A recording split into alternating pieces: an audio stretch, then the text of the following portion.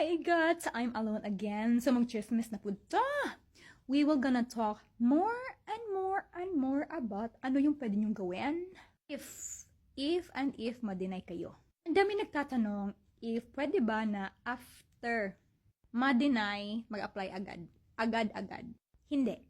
Okay? Hindi pwede if mag-apply ka kaagad kung, especially kung ang rason bakit ka na-deny is kulang ang strong ties mo.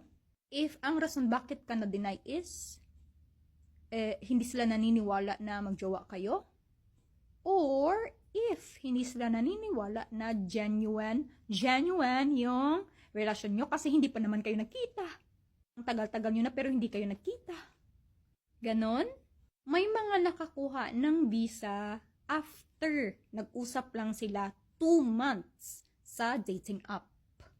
Hindi sila nakita, never sila nakita, pero nakakuha si madam ng visit visa. May iba din. Hindi sila nakita, papuntang Australia, hindi sila nakita, pero nakakuha siya ng visa, visit visa. Tapos andun na siya sa Australia. Gaantay na lang kami ma-approve yung residency niya. Meron depende sa sitwasyon. Okay? Bakit ko sinasabi na dapat na need ng time or hindi pwede na mag-apply agad kung na-deny? Kasi po, we need to arrange. We need to plan ano yung pwede.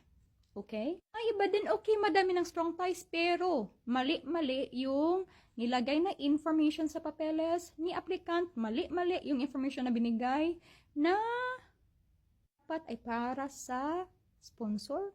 Kulang-kulang, mga ganun. So, dapat i-fix nyo yan lahat. I-fix nyo yan lahat. Example, sa strong ties. Okay, sa strong ties. Mind you, may mga embassy na talagang chini-check if may sarili kang income, or if may ipon ka, or at least man lang may tinatago ka dyan, or may pension ka.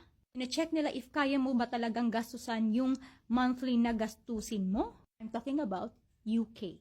Okay? Stricto sila about dito. So, if wala kang trabaho, wala kang income, ano yung pwede mong gawin? Nang kulang yung strong ties mo, ano yung pwede mong gawin? Give yourself time, like 3 months, 4 months, wait ka lang. Wait ka lang. Mag-process ka agad ng papeles sa DTI, sa negosyo center. Carry mo, mag-process agad-agad, tapos ka-provide ka din ng proofs ng mga income mo. So, wait ka mga 3 months to 4 months para makita nila na stable yung income mo. Tapos, talagang nag-negosyo ka because you want an income for yourself. Para sa gastusin, sa mga anak mo, blah, blah, blah, mga ganun. Baka naman makakuha ka ng trabaho, o diba? Wait ka mga 5 months, 4 months, or like wait ka 6 months para after that, pwede ka palang magbakasyon.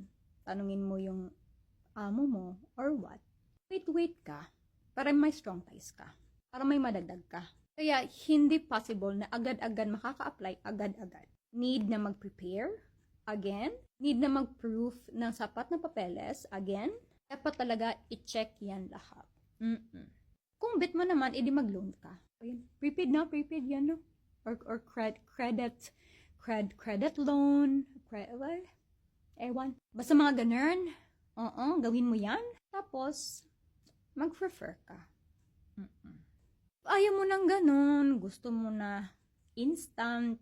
I-retry mo kumuha ng ticket. Tapos, try mo kung makalusot ka. Sa airport, ganun na lang. Huwag mo nang pahirapan ng sarili mo. I-try mo na lang. Have a good day.